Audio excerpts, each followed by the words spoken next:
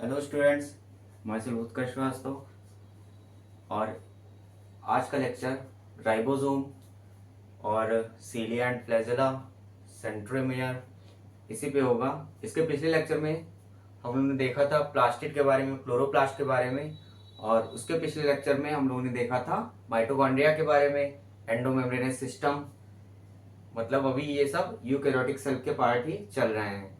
आज हम लोग देखेंगे पहले राइबोसोम के बारे में।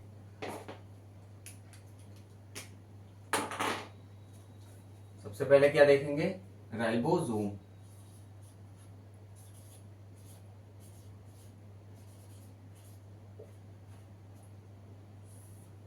राइबोसोम ये कौन से राइबोसोम की बात होगी?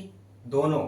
प्रोकैरियोटिक में कौन से राइबोसोम होते हैं, यूकैरियोटिक में कैसे राइबोसोम होते हैं, किसने डिस्कवरी की और कब की, मतलब ये सारी चीजें डिस्कस होंगी। राइबोसोम ये क्या होता है? राइबोसोम जो होगा ये एक ग्रेनुलर स्ट्रक्चर होता है। राइबोसोम एक ग्रेनुलर स्ट्रक्चर होता है। ये कैसे पता चला कि ये ग्रेनुलर स्ट्रक्चर होता है? इसको इलेक्ट्रॉन माइक्रोस्कोप के द्वारा देखा गया। और किसने देखा? जॉर्ज पैलेट ने 1953 में। जॉर्ज पैलेट ने 1953 में। यहां पे लिखेंगे ribosome, it is a granular structure. It is a granular structure found by George Pallet. It is a granular structure discovered by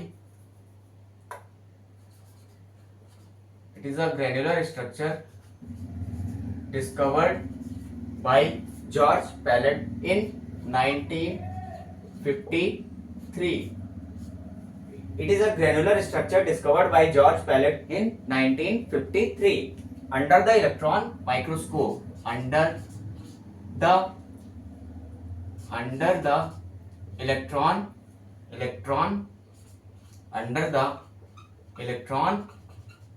microscope. जब इसको इलेक्ट्रॉन माइक्रोस्कोप के अंदर देखा गया तब ये पाया गया कि एक ग्रेनुलर स्ट्रक्चर है। ग्रेनुलर स्ट्रक्चर मतलब बहुत छोटा सा कण के आकार का स्ट्रक्चर, और उसको जॉर्ज पैलेट ने क्या नाम दिया? राइबोसोम। कब? 1953 में। 1953 में। ये लिख लेंगे पहले।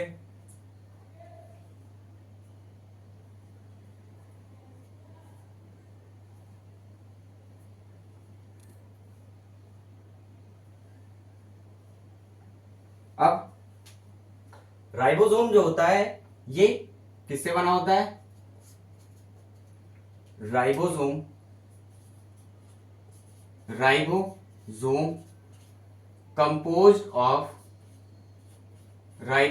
composed of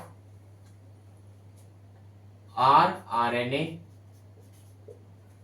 and protein. Ribosome composed of rRNA and protein. rRNA मतलब राइबोसोमल आरएनए।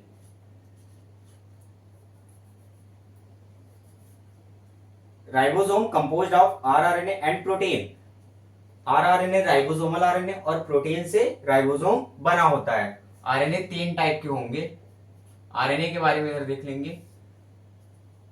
rRNA इसी को बोलते हैं, आर मतलब राइबोसोमल आरएनए। आर मतलब राइबोसोमल आरएनए। दूसरा एम आरएनए। एम मतलब मैसेंजर जो मैसेज को कैरी करता है। एम आरएनए ये messenger RNA, are RNA ribosomal RNA, और तीसरा टी आरएनए। टीआरएनए, टी मतलब ट्रांसफर, जो ट्रांसफर करने का काम करता है। RRNA ribosomal RNA, mRNA messenger RNA, tRNA transfer RNA. RRNA ribosome को बनाने में हेल्प करता है, इसलिए ये किसका बना होगा आपका, राइबोसोमल आरएनए एंड प्रोटीन का बना होगा। Ribosome composed of ribosomal RNA and protein, ribosomal RNA and protein, ये लिख लेंगे।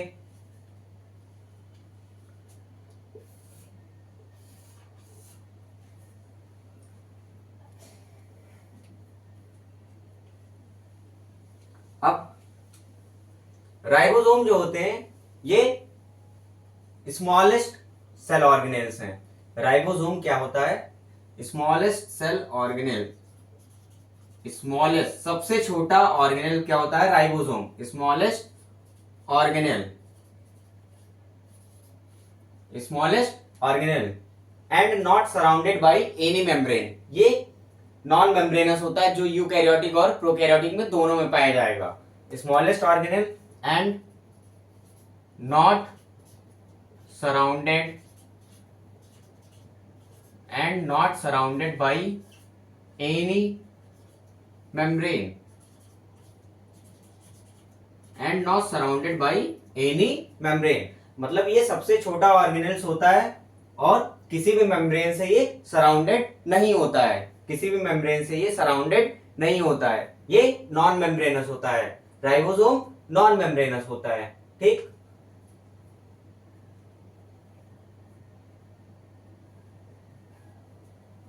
अब राइबोसोम को बोलते हैं एक होता है सेल ऑर्गेनेल्स, मतलब ऑर्गेनेल, और इसको बोलते हैं ऑर्गेनेल विद इन ऑर्गेनेल, क्योंकि ऑर्गेनेल तो माइटोकॉन्ड्रिया भी थे, क्लोरोप्लास्ट भी थे, ठीक, तो वो दोनों क्या हो गए, ऑर्गेनेल, सेल ऑर्गेनेल।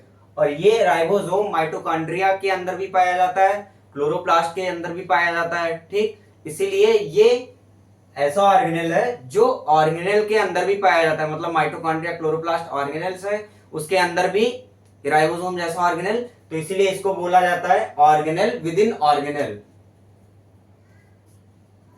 लिखेंगे इसको, found in cell organelle, found in cell organelle. और कौन सा cell organelles, like mitochondria, mitochondria chloroplast, mitochondria chloroplast, ये भी क्या है, सेल ऑर्गेनेल्स। और ये सेल ऑर्गेनेल के अंदर अगर कोई ऑर्गेनेल पाया जाएगा तो इसको क्या बोल देंगे, organelle with in organelle. So it is called, it is called organelle within organelle, organelle within organelle, ये लिख लेंगे।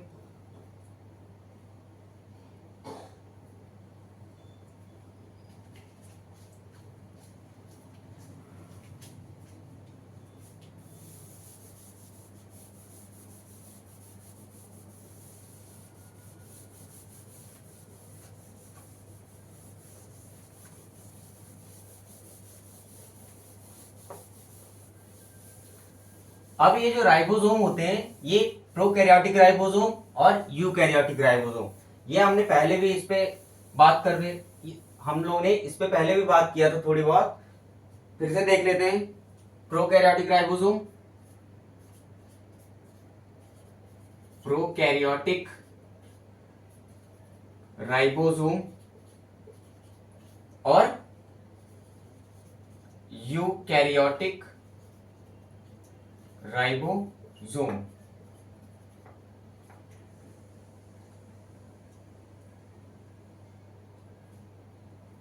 प्रोकैरियोटिक राइबोसोम और क्लोरोप्लास्ट और माइटोकॉन्ड्रिया, इसमें कैसे राइबोसोम होंगे और यूकैरियोटिक राइबोसोम कैसे होंगे, ये देख लेंगे। देखिए, एक होगा लार्ज सब यूनिट, इसके दो राइबोसोम के दो सब यूनिट होंगे, एक लार्ज और एक स्मॉल। प्रोकैरियोटिक राइबोसोम या क्लोरोप्लास्ट या माइटोकॉन्ड्रिया में इसमें कैसे राइबोसोम होंगे आपके 70s। इसमें कैसे राइबोसोम होंगे 70s।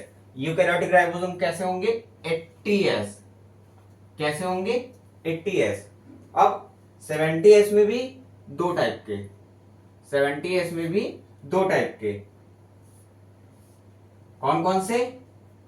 70s में भी दो टाइप के, 80s में भी दो टाइप के, 80s में 60s एंड 40s, 70s में 50s एंड 30s। इसमें भी दो, एक लार्ज एक स्मॉल, इसमें भी दो, एक लार्ज और एक स्मॉल। इसमें लार्ज जो होगा वो 50s और स्मॉल 30s। इसमें लार्ज होगा जो वो 60s और स्मॉल 40s। ठीक, ये लार्ज सब यूनिट होती है और ये नीचे इसके स्मॉल सब यूनिट। लार्ज सब यूनिट, स्मॉल सब यूनिट। ये लार्ज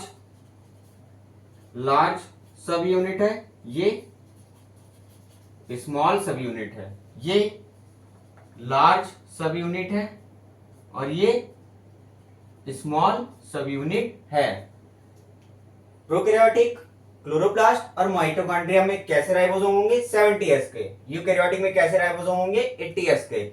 70s वाले 50s और 30s, 50s लार्जर और 30s स्मॉलर। 80s वाले में 60s and 40s, 60s larger और 40s स्मॉलर। ठीक, अब इसका ये जो S होता है, ये S 50s, 30s, 60s, 40s, ये S क्या होता है? S को बोलते हैं स्वेडबर्ग यूनिट। स्वेडबर्ग यूनिट, इसी को बोलते हैं सेडिमेंटेशन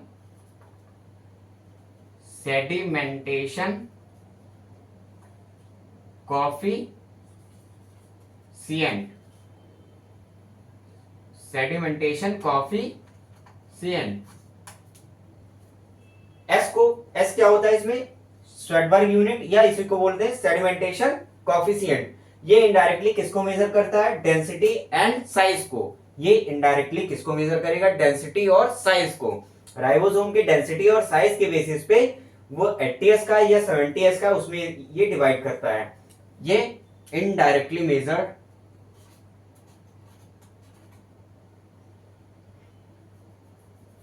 ये क्या करता है? Indirectly measured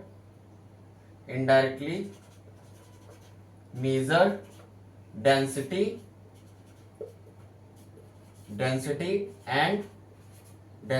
and size. ये इनडायरेक्टली, ये S इनडायरेक्टली किसको मेजर करता है? डेंसिटी और साइज को। Indirectly measure density and size. यहां तक हम लोग राइबोसोम की बात हो गई हमारी, ये लिख लेंगे।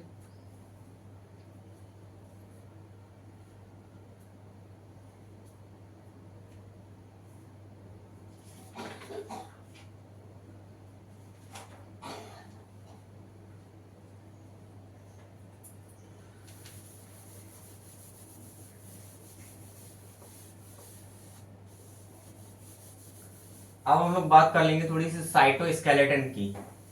यूकैरियोट्स में साइटोस्केलेटन किस काम आता है, क्या होता है, वो देख लेंगे।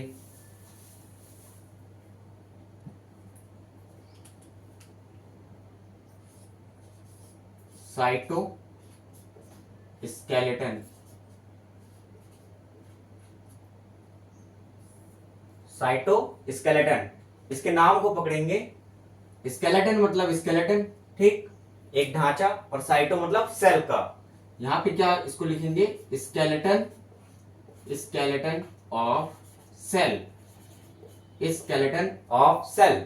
स्केलेटन अगर नाम ले लिया तो इसके फंक्शन समझ में आ जाने चाहिए कि इसका फंक्शन होगा maintenance of shape of cell.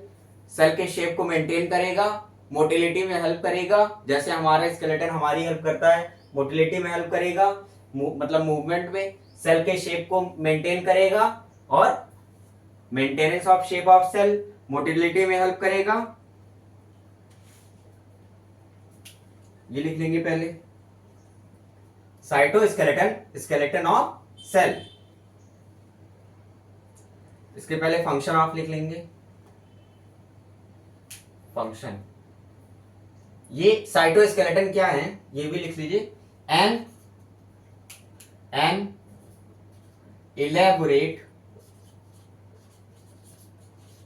elaborate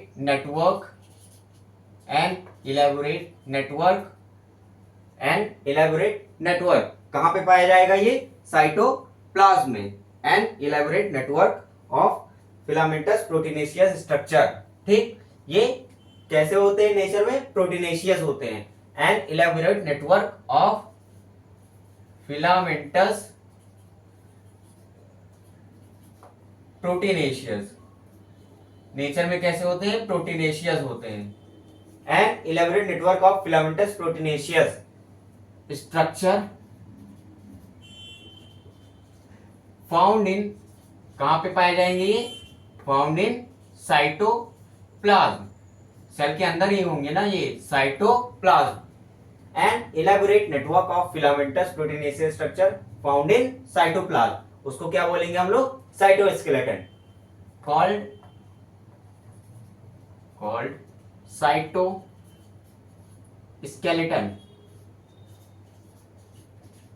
called cytoskeleton मतलब स्केलेटन ऑफ सेल। ठीक, ये ऐसे नेटवर्क होते हैं फिलामेंटस प्रोटीनेशियस स्ट्रक्चर के, ऐसे नेटवर्क होते हैं इलेबोरेट मतलब पूरे ये साइटोप्लाज्म में फैले हुए होते हैं, जिससे ये सेल के शेप को मेंटेन करते हैं, मोटिलिटी में हेल्प करते हैं और उसकी मैकेनिकल सपोर्ट में भी हेल्प करते हैं। जैसे मान लीजिए ये सेल है, कोई सेल है यूकैरियोटिक सेल, ये उसका साइटोप्लाज्म है, तो इसी में ये ऐसे जाल बना के रहेंगे, नेटवर्क, इसी में ये ऐसे होते हैं, ऐसे ऐसे ऐसे। और ये किस फॉर्म में होते हैं, साइटोस्केलेटन किस फॉर्म में होते हैं, 3 फॉर्म में, माइक्रोट्यूब्यूल, माइक्रोफिलामेंट और इंटरमीडिएट फिलामेंट। माइक्रोट्यूब्यूल, माइक्रोफिलामेंट और इंटरमीडिएट फिलामेंट, ये सारे क्या हैं, माइक्रोट्यूब्यूल, माइक्रोफिलामेंट और इंटरमीडिएट फिलामेंट ही हैं, जिनके ये नेटवर्क हैं। ठीक, यहां पे लिख लेंगे, ये साइटोप्लाज्म में फैले हुए होते हैं, किस फॉर्म में, 3 फॉर्म में, माइक्रोट्यूब्यूल, माइक्रोट्यूब्यूल,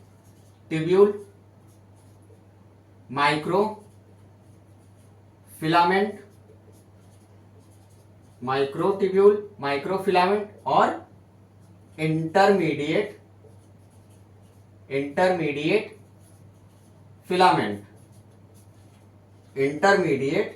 फिलामेंट। ठीक, ये 3 फॉर्म में साइटोप्लाज्म में, मतलब इन तीनों का जाल होता है, उसी को बोलते हैं साइटोस्केलेटन साइटोप्लाज्म में। और वो 3 क्या क्या है, माइक्रोट्यूब्यूल, माइक्रोफिलामेंट और इंटरमीडिएट फिलामेंट। ठीक, अब इनके फंक्शन देखेंगे, 3M फंक्शन इसके होते हैं, 3M मतलब 3 बार M आएगा, ये पहले भी बता चुके हैं। 3M कौन कौन से, फर्स्ट M प्रोवाइड मैकेनिकल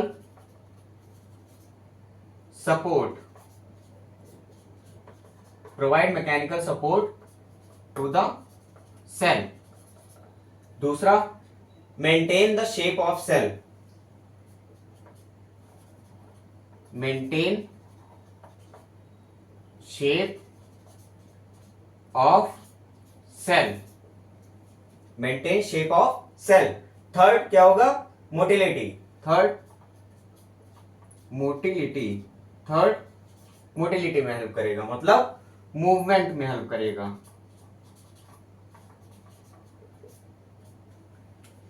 ये इसके क्या है, फंक्शन है, ये इसके क्या है, फंक्शन है, ये तीनों इसके फंक्शन है।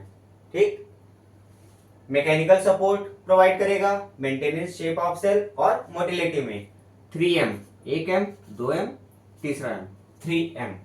ठीक, अब ये जो ये साइटोस्केलेटन है, ये सेल के मोटिलिटी में हेल्प कैसे करेगा, इसके जो माइक्रोट्यूब्यूल होते हैं, इसके जो माइक्रोट्यूब्यूल होते हैं इसमें क्या पाए जाते हैं, सीलिया एंड फ्लैजेला। और सीलिया और फ्लैजेला किसमें हेल्प करते हैं, मूवमेंट में। ये अभी आगे बताएंगे। सीलिया और फ्लैजेला किसमें हेल्प करते हैं, मूवमेंट में। दोनों सीलिया और फ्लैजेला दोनों मूवमेंट में हेल्प करते हैं। और वो कहां पे पाए जाते हैं, माइक्रोट्यूब्यूल में। इसीलिए ये साइटोस्केलेटन मोटिलिटी में, सेल की मोटिलिटी में हेल्प करता है। ये लिख लेंगे, सीलिया and flagella found, सीलिया and flagella found in microtubule.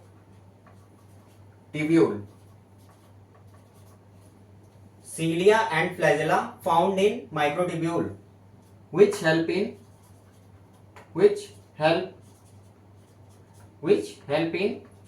movement,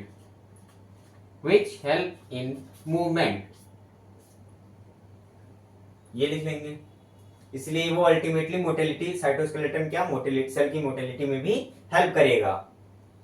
ये आपका साइटोस्केलेटन हो गया। एक बार और देख लेंगे। साइटोस्केलेटन मतलब स्केलेटन ऑफ सेल। ये ऐसा नेटवर्क होता है, मतलब ऐसा जाल है, और ये कैसे नेचर इसका प्रोटीनेशियस नेचर का होता है, जो साइटोप्लाज्म में पाया जाता है। और ये 3 चीजों से मिलकर ये जाल बना है, माइक्रोट्यूब्यूल, माइक्रोफिलामेंट और इंटरमीडिएट फिलामेंट। अब ये साइटोप्लाज्म में पाया जाएगा। इसके 3 मेन फंक्शन होते हैं, 3M। पहला maintenance of shape of cell, दूसरा मोटिलिटी, तीसरा मैकेनिकल सपोर्ट। अब ये मोटिलिटी में, सेल की मोटिलिटी में कैसे हेल्प करेगा, क्योंकि इसके माइक्रोट्यूब्यूल में सीलिया और फ्लैजेला पाए जाते हैं। सीलिया और फ्लैजेला किसमें हेल्प करेंगे, आपके मूवमेंट में। सो अल्टीमेटली ये जो साइटोस्केलेटन है ये सेल की मोटिलिटी में भी हेल्प करेंगे। ये लिख लेंगे।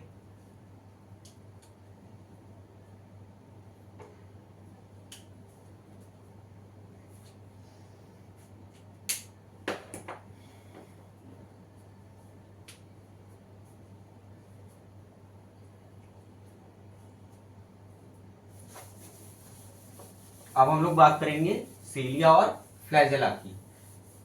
अब हम लोग बात करेंगे सीलिया और फ्लैजेला की यूकैरियोटिक सेल में।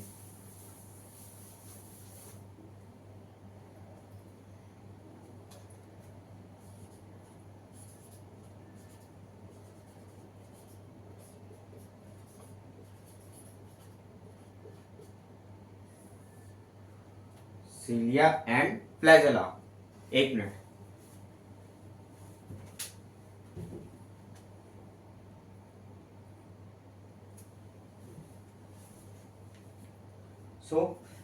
सीलिया जो होते हैं वो मोर इन नंबर, और फ्लैजेला क्या होते हैं, less in number.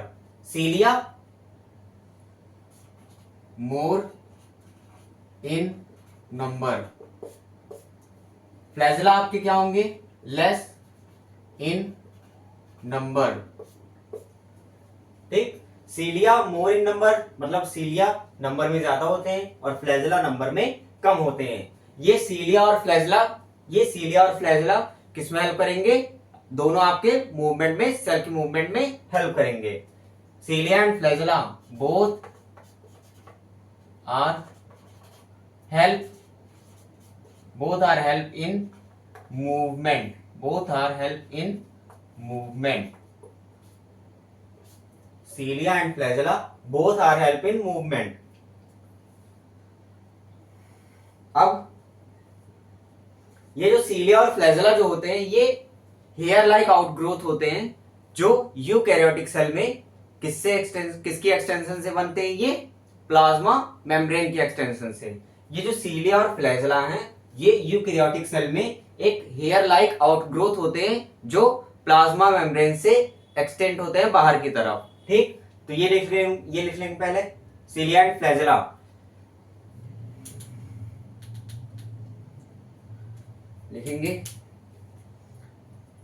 सीलिया and flagella, cilia and flagella are hair like outgrowth hair like outgrowth from plasma membrane. Cilia and flagella are hair like outgrowth from plasma membrane. Eukaryotic cell की जो plasma membrane होती है उससे एक outgrowth निकलता है, hair like मतलब बाहर की तरफ हेयर लाइक एक आउटग्रोथ निकलता है, उसी को क्या बोलेंगे, सीलिया और फ्लैजेला। अब देखिए, जो प्रोकैरियोटिक फ्लैजेला होती थी वो आउटग्रोथ किसकी थी, सेल वॉल की। प्रोकैरियोटिक फ्लैजेला किसकी आउटग्रोथ थी, सेल वॉल की। ठीक, यूकैरियोटिक फ्लैजेला किसकी आउटग्रोथ है, प्लाज्मा मेम्ब्रेन की या सेल मेम्ब्रेन की। प्रोकैरियोटिक फ्लैजेला सेल वॉल की आउटग्रोथ थी और यूकैरियोटिक फ्लैजेला सेल मेम्ब्रेन की आउटग्रोथ है। ये डिफरेंस है दोनों में, ये लिखेंगे।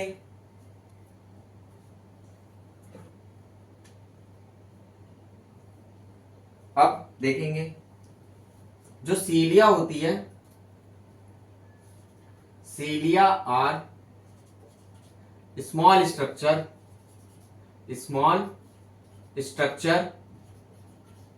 सीलिया are small structure and more in number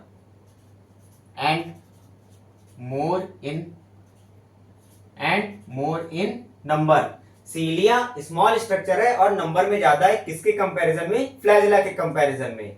cilia small structure होती है और नंबर में ज्यादा होती है, किसके कंपैरिजन में, फ्लैजेला के कंपैरिजन में।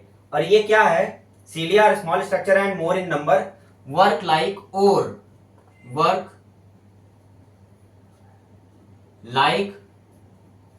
ओर्स। ओर्स क्या होते हैं, जैसे नाव को जो चलाने वाला एक चप्पू होता है उसी को बोलते हैं ओर्स, उसी की तरह ये सीलिया काम करता है। नाव को चलाने वाला एक चप्पू होता है उसी को ओर्स बोलते हैं, उसी की तरह ये सीलिया काम करता है और ये ओर्स की तरह वर्क करेगा। सो ये किसके मूवमेंट में हेल्प करेगा, सेल के मूवमेंट में, आइदर सेल और सराउंडिंग फ्लूइड के मूवमेंट में। सेल के मूवमेंट में भी हेल्प करेगा और सेल के सराउंडिंग जो फ्लूइड होते हैं, मतलब एक सेल दूसरा सेल, उन दोनों के बीच के जो फ्लूइड होंगे उसके मूवमेंट में भी हेल्प करेगा। वर्क लाइक और which help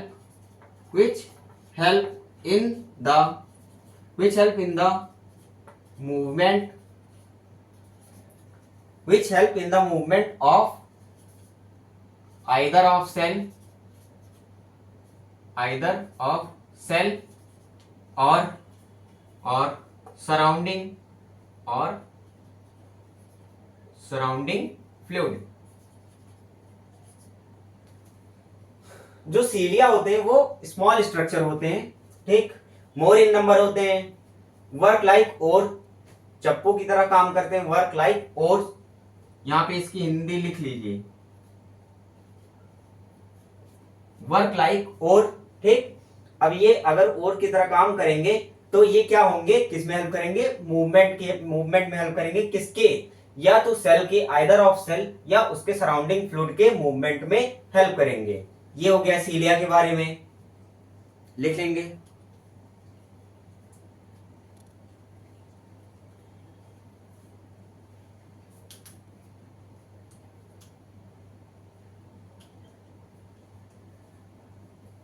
अब देखेंगे,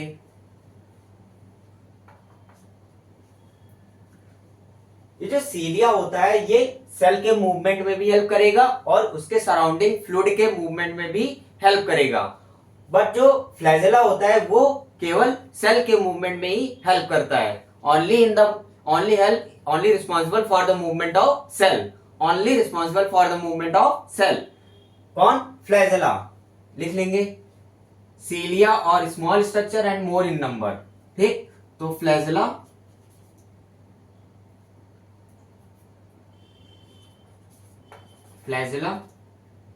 और large and less in number. Flagella are large and less in number, movement में तो ये भी हेल्प करेगा लेकिन ये केवल रिस्पॉन्सिबल किसके लिए होगा, सेल के मूवमेंट के लिए, ठीक। तो यहां पे लिखेंगे ओनली रिस्पॉन्सिबल, यहां पे लिखेंगे responsible for the movement of cell only, मतलब सेल ओनली, केवल सेल की मूवमेंट के लिए रिस्पॉन्सिबल होगा कौन? फ्लैजेला। लार्ज होंगे, लेस इन नंबर होंगे, responsible for the movement of cell only, only लगाए यहां पे, सेल ओनली, ये लिख लेंगे।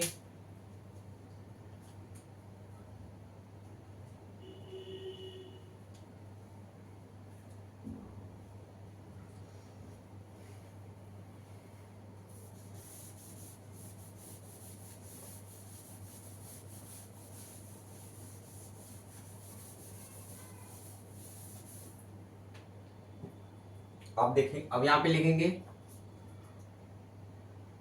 प्रोकैरियोटिक, प्रोकैरियोटिक बैक्टीरिया, बैक्टीरिया तो प्रोकैरियोटिक ही होगा ना, तो prokaryotic bacteria also possess flagella.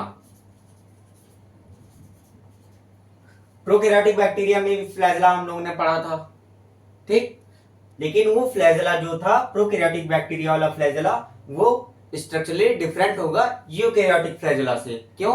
Prokaryotic flagella cell wall की आउटग्रोथ है, यूकैरियोटिक फ्लैजेला सेल मेम्ब्रेन की आउटग्रोथ है, और प्रोकैरियोटिक फ्लैजेला किससे बनी होती है? फ्लैजेलिन प्रोटीन से। यूकैरियोटिक फ्लैजेला ट्यूब्यूलिन प्रोटीन से बनी होती है। यहां पे लिख लेंगे prokaryotic bacteria also possess flagella but structurally different, structurally different from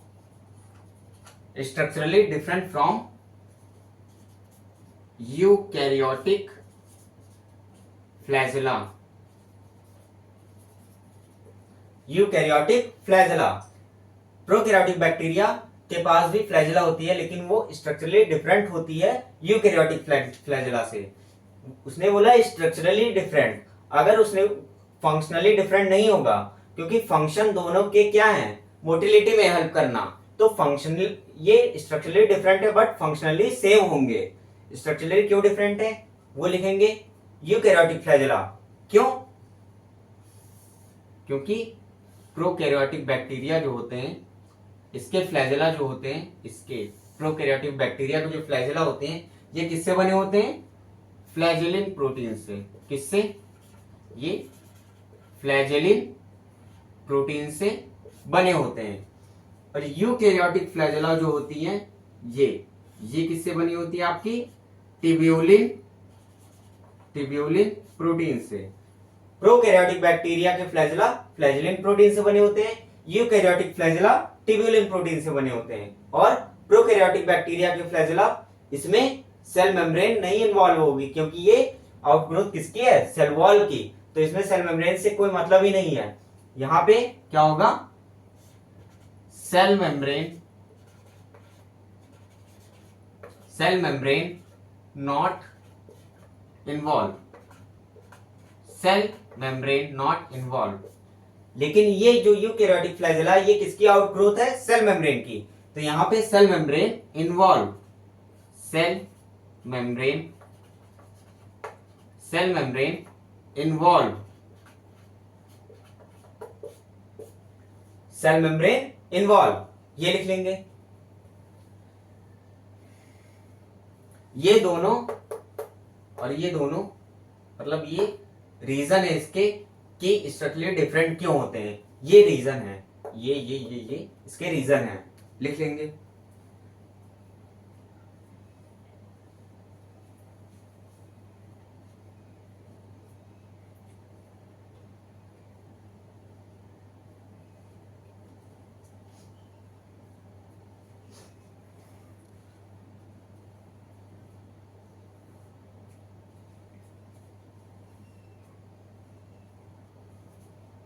अब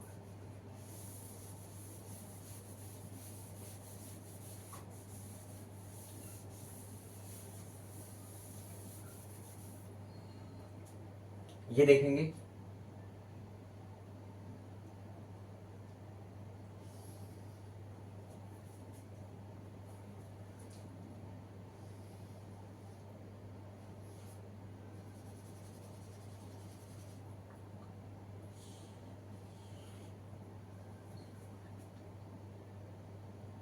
ये क्या है? Plasma membrane. ये हम लोगों ने क्या बनाया? ये प्लाज्मा मेम्ब्रेन। प्लाज्मा मेम्ब्रेन, ये क्या है? Plasma membrane. ये पूरा स्ट्रक्चर किसका है? सीलिया या फ्लैजेला का। एक ही तरह स्ट्रक्चर होता है दोनों का, बस साइज छोटा बड़ा होता है। सीलिया छोटा होता है, फ्लैजेला बड़ा होता है, स्ट्रक्चर सेम ही होता है लगभग। ये क्या है? सीलिया या फिर फ्लैजेला। सीलिया या फिर flagella. Filament, hook, basal body. तीन पार्ट होते हैं सीलिया और फ्लैजेला के, फिलामेंट, हुक, बेसल बॉडी। इसमें ये क्या है इसका? ये क्या है इसका? फिलामेंट। ये क्या है? फिलामेंट। क्या है ये लंबा सा पोर्शन इसका क्या है? फिलामेंट। ये बीच वाला क्या है? ये इतना, ये क्या है आपका? हुक। क्या है ये? हुक। और ये इसके सबसे नीचे वाला क्या है? Basal body. Basal body. ये क्या है? फिलामेंट, ये हुक, ये बेसल बॉडी। ये किसका स्ट्रक्चर है आपका? सीलिया फिर का या फिर फ्लैजेला का?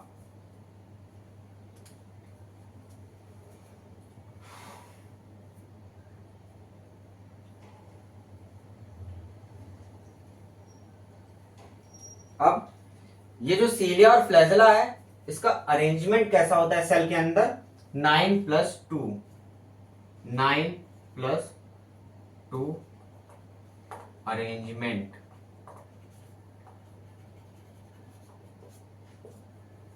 सीलिया और फ्लैजेला का अरेंजमेंट कैसा होता है? 9+2 अरेंजमेंट होता है सीलिया और फ्लैजेला का।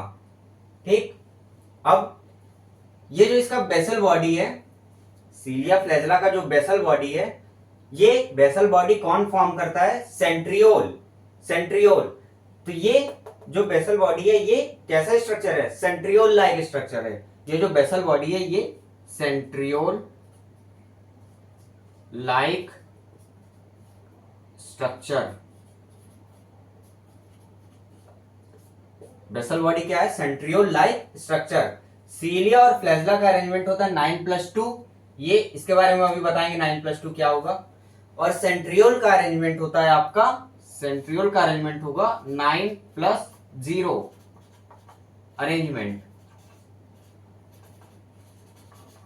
9+0 अरेंजमेंट। सीलिया और फ्लैजेला का 9+2 अरेंजमेंट। सेंट्रियोल मतलब जिससे वो बेसल बॉडी बनी है, सेंट्रियोल का arrangement 9+0।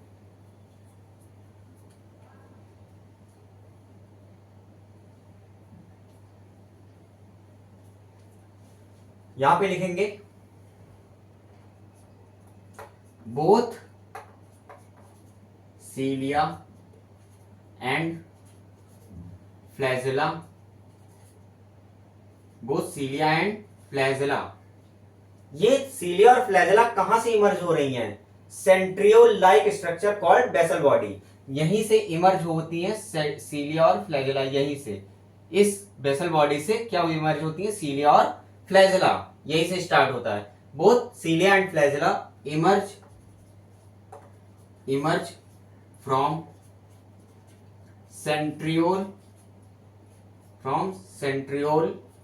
Like structure. Both cilia and flagella emerge from centriole like structure. ये सेंट्रियोल लाइक स्ट्रक्चर है, इसको क्या बोलेंगे? बेसल बॉडी कॉल्ड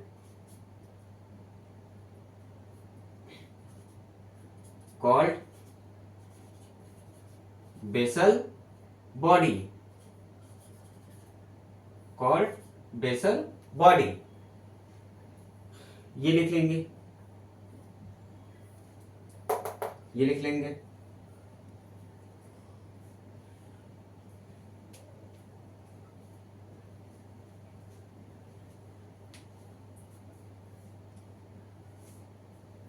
अब इसके बाद ये जो सीलिया फ्लैजला हमने बनाया है, ये जो सीलिया फ्लैजला हमने बनाया है, इसमें ये 9+2 अरेंजमेंट क्या होता है और सेंट्रियोल का 9+0 अरेंजमेंट क्या होता है।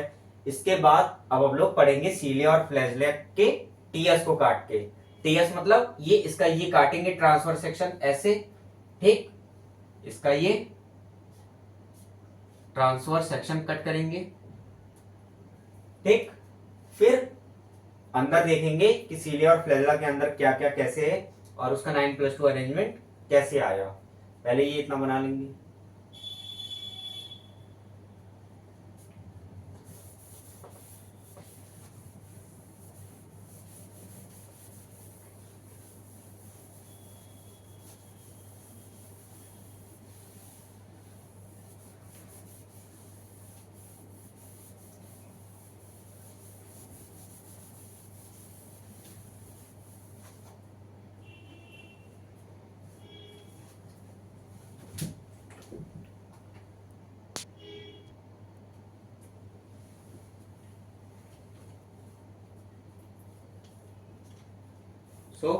अब हम लोग बात करेंगे TS of cilia and flagella.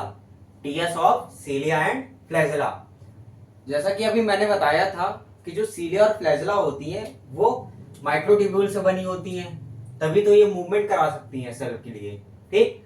तो ये माइक्रोट्यूब्यूल से बनी होती है सीलिया और फ्लैजेला, ठीक। और ये टीएस किसका है, कौन से सीलिया फ्लैजेला का, यूकैरियोटिक सीलिया और फ्लैजेला का ये टीएस है। अब इसमें देखेंगे ये जो सीलिया और फ्लैजेला का आउटग्रोथ है, ये किसका आउटग्रोथ है, सीलिया और फ्लैजेला, प्लाज्मा मेम्ब्रेन का, ठीक, प्लाज्मा मेम्ब्रेन का। तो ये जैसे इसको मैंने जब ऐसे बीच से काटा तो इसको बोलेंगे टीएस, ट्रांसफर सेक्शन। जब ऐसे काटेंगे इसको ऐसे काटेंगे इसको बोलेंगे लॉन्गिट्यूडिनल। जब इसको हॉरिजॉन्टल कट करेंगे ट्रांसफर सेक्शन, जब इसको वर्टिकल कट करेंगे तो लॉन्गिट्यूडिनल। ये टीएस, ये एलएस, लॉन्गिट्यूडिनल सेक्शन, और ये ट्रांसफर सेक्शन। तो ऐसे काटा सीलिया और फ्लैजेला को, जब ऐसे काटा फिर ऐसे देखा कट करके तो दिखाई दिया सबसे बाहर, ये सबसे बाहर प्लाज्मा मेम्ब्रेन, क्योंकि इसी की आउटग्रोथ थी सीलिया और फ्लैजेला, सबसे बाहर प्लाज्मा मेम्ब्रेन, ठीक। अब उसके अंदर ये जो 9 दिख रहे हैं माइक्रोट्यूब्यूल, 1 2 1 2 1 2 और सारे ही 2 2, 1 2 3 4 5 6 7 8 9, 1 2 3 4 5 6 7 8 9, ये 9 और 9 कितनी बार है, 2 बार। इनको क्या बोलेंगे, ये पेरिफेरल में मतलब बाहर बाहर है, इसलिए इनको बोला गया पेरिफेरल माइक्रोट्यूब्यूल। इनको क्या बोला गया, पेरिफेरल माइक्रोट्यूब्यूल। और ये जो 9 पेरिफेरल पे हैं ये 2 2 हैं, तो ये डबलेट हैं, ये डबलेट हैं, मतलब 1 2 2 ये 2 ये 2 ये सारे ही 2 2 हैं और 9 हैं और डबलेट हैं, इसीलिए डबलेट हैं, 9 हैं। और ये क्या है, पेरिफेरल माइक्रोट्यूब्यूल। ये सारे क्या है, माइक्रोट्यूब्यूल। कौन से, पेरिफेरल। कैसे हैं, डबलेट हैं, और कितने हैं, 9 हैं, ठीक। हर डबलेट में हमने नाम दे दिया A B A B A B A B, सारे डबलेट को हमने नाम दे दिया ए और बी, ठीक। तो ये इन डबलेट को जो ये कनेक्ट करने वाली ये लाइन है, जैसे एक रास्ते को दूसरे रास्ते से कनेक्ट करती है, उसको बोलते हैं ब्रिज, ठीक। बीच में नहर है, इधर एक रास्ता इधर एक रास्ता, ये एक रास्ते को दूसरे रास्ते से कनेक्ट करती है, उसको ब्रिज बोलते हैं। तो इसीलिए इसको इससे कनेक्ट करने वाला ब्रिज, कौन सा ब्रिज, इंटर डबलेट ब्रिज, मतलब 2 डबलेट को कनेक्ट करने वाला डबलेट ब्रिज।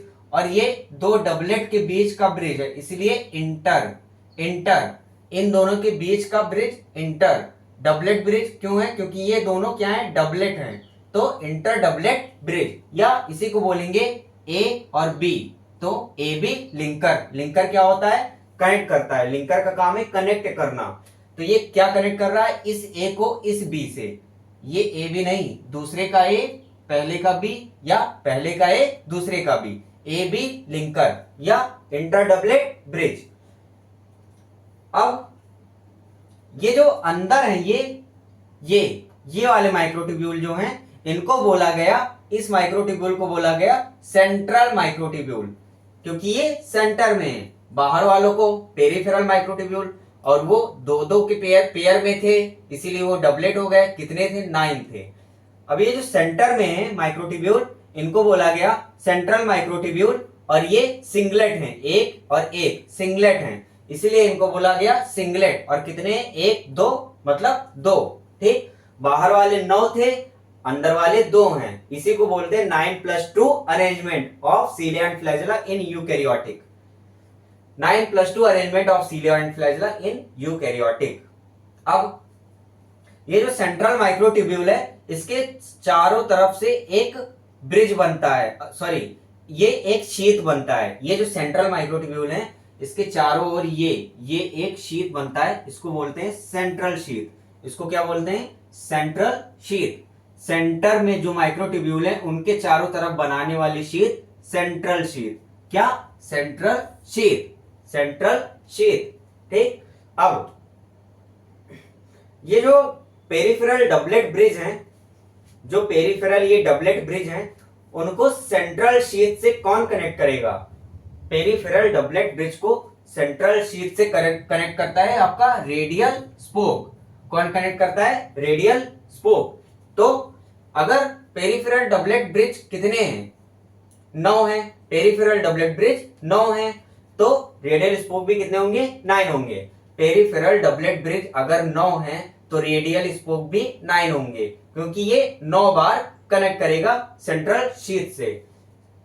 सेंट्रल शीट से पेरिफेरल डबलेट को कौन कनेक्ट करेगा? Radial spoke. रेडियल स्पोक कितने होंगे? 9, क्योंकि पेरिफेरल जो माइक्रोट्यूब्यूल होंगे डबलेट, वो भी 9 होंगे। ठीक, अंदर वाले सेंट्रल माइक्रोट्यूब्यूल वो कितने होंगे? 2 होंगे, और सिंगलेट है तो सिंगलेट और 2 होंगे। ये दोनों जो अंदर वाले सिंगलेट वाले माइक्रोट्यूब्यूल हैं, इनको कौन कनेक्ट करेगा? सेंट्रल ब्रिज, क्योंकि सेंटर में, इसके सेंटर में कोई ब्रिज बना है, तो वो सेंट्रल ब्रिज है। या इसी को क्या बोल देंगे? जैसे उसको हमने बोला था, 2 पेरिफेरल माइक्रोट्यूब्यूल को डबलेट वालों को कनेक्ट करने वाला इंटर डबलेट ब्रिज, तो 2 सिंगलेट को कनेक्ट करने वाला इंटर सिंगलेट ब्रिज। 2 सिंगलेट को कनेक्ट करने वाला इंटर सिंगलेट ब्रिज या सेंट्रल ब्रिज। ये बना लेंगे पूरा एक बार।